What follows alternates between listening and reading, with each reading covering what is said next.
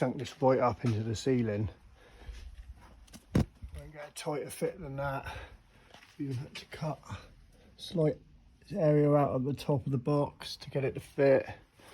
But yeah, it's a nice seal. Let's just see how this is at an angle.